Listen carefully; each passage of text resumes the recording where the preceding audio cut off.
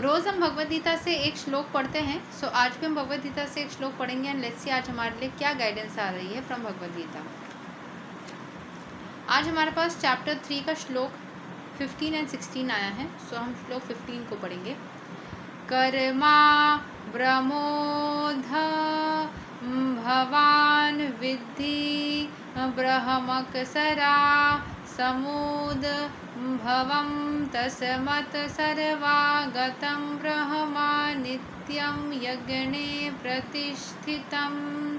Regulated activities are prescribed in the Vedas, and the Vedas are directly manifested from the Supreme Personality of Godhead. Consequently, the all-pervading transcendence is eternally situated in all acts of sacrifice.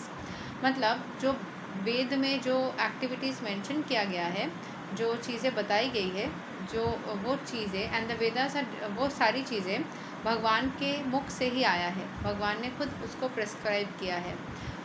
Consequently, the all-pervading transcendence is eternally situated in acts of sacrifice. तो हम जो भी कार्य भगवान के भक्ति में करते हैं वो हम एक्ट्स ऑफ सैक्रिफाइस में उसको कंसिडर किया जाता है। किस चीज़ से सैक्रिफाइस? नेगेटिविटी से सैक्रिफाइस। सैक्रिफाइस मतलब डिटैचमेंट। किस चीज़ से?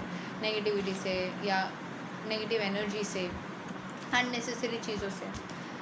यज्ञार्थ Karma,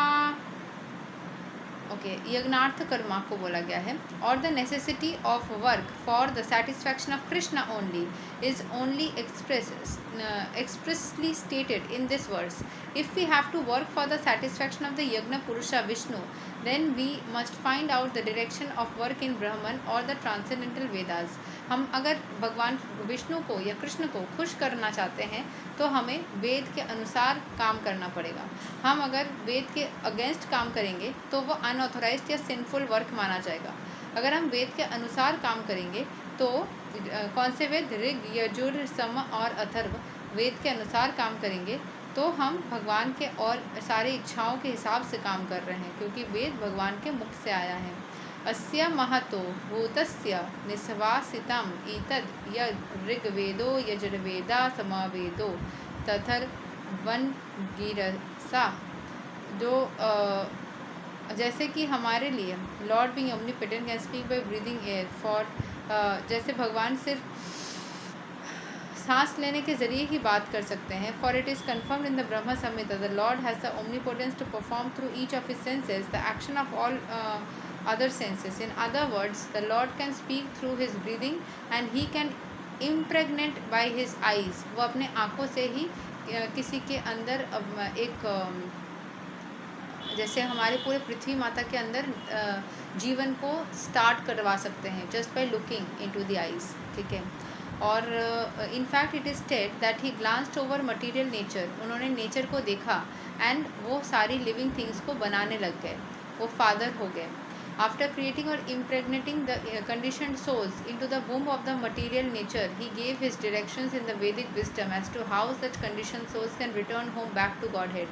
We should always remember that the conditioned souls in material nature are all eager for material enjoyment, but the Vedic directions are so made that one can satisfy one's perverted desires, then return to Godhead after finished his so-called enjoyment. It is a chance for the conditioned souls to attain liberation. Therefore, the conditioned souls must try to follow the process of yajna by becoming Krishna conscious. तो यज्ञ मतलब sacrifice. किस चीज़ से? Negativity से। कैसे करना है? Bye remembering भगवान, bye remembering the God head. उनको बार बार याद करना, उनके कॉन्शियसनेस में रहना। Therefore, the conditioned souls must try to follow the process of yajna by becoming Krishna conscious. Even those who have not followed the Vedic injunctions may adopt the principles of Krishna consciousness, and that will take the place of performance of Vedic yajnas or karmas. तो those who have not followed the Vedic injunction, जिन्होंने वैदिक चीज़ों को follow नहीं किया है, वो Krishna consciousness को बस अडॉप्ट कर सकते हैं। अगर आप वेद फॉलो नहीं कर सकते हैं, अगर आप वैदिक चीज़ों को रिचुअल्स को फॉलो नहीं कर सकते, अगर आप सही डायरेक्शन को मान नहीं सकते, सिर्फ आपको कृष्ण भगवान का हरे कृष्ण महामंत्र चैंट करने से या उनको याद रखने से भी उतना ही सुखद फल की प्राप्ति होगी। तो भगवान बोल रहे हैं, my dear Arjuna, one who does not follow in human life the cycle of sacrifice that's established by the Vedas certainly leads a life full of सिन।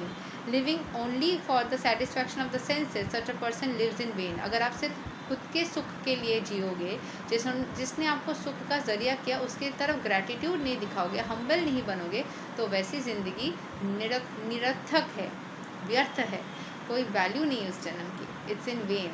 सो आपको जिसने आपको ये सारी चीज़ें दी, जैसे परम ईश्वर ने इस पूरे ब्रह्मांड को बनाया, उनके प्रति ग्रैटिट्यूड रखना पड़ेगा, उनके लिए भी कुछ करने की सोचें। उनको क्या करोगे? सिर्फ उनको प्रेम कर सकते हो, उनको रिस्पेक्ट कर सकते हो, ग्रैटिट्यूड दे सकते हो, अपने तरफ से कुछ देना जो कि उनका ही है वही देना, उससे भी वो बहुत खुश फील करेंगे, क्योंकि आपने जो देने का एक्टिविटी किया वो आपका है, वो भी उनके ब्लेसिंग्स के वजह से ही दे पा रहे हो। बट जो वो एक फ्री विल होती है ना कि देना है या नहीं देना है, वो उतना फ्री विल जो है उसको आपने उनके प्रति इस्तेमाल किया, अपने लिए इस्तेमाल नहीं किया, उससे वो खुश होता है।